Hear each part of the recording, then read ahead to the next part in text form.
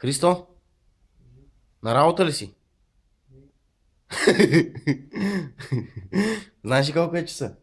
9.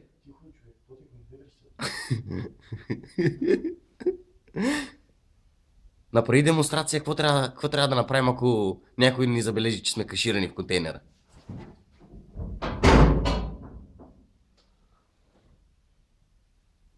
Достатъчно категоричен ли бях? Не, отвори. Сега ще направя демонстрация. Ето, ако някой дойде, имаме план.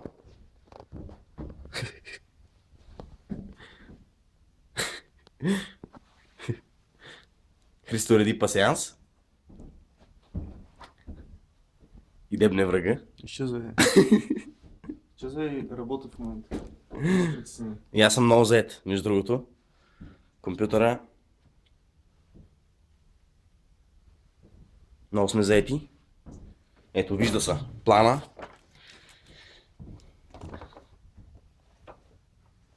Това план е фалшив, брат.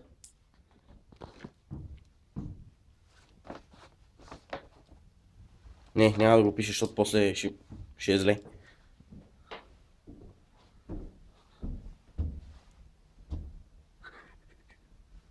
Много забавно. Яко е някакво такова.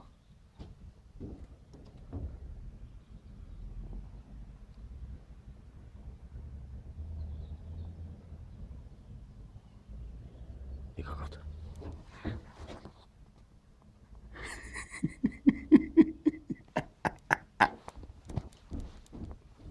Абе, разкарай се от тук, бе.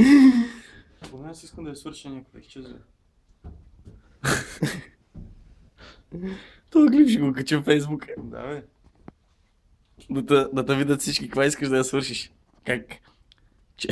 Ето, виждате Христо. Чакай да го забърша. Изплатил се. Тихо, бе. Чакай. Ще те плясна по-тихо. Ще те забърша. В смисъл, вади си хляба с много пот на челото. А, не, бе. Между другото, и аз вече тръгнах да са... Ето ма, аз съм се вмириснал вече. От пот. Не от друго.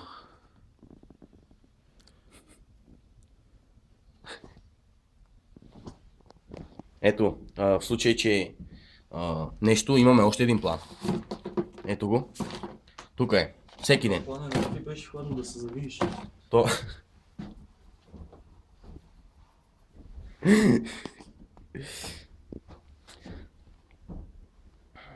Така. Имаме инструменти.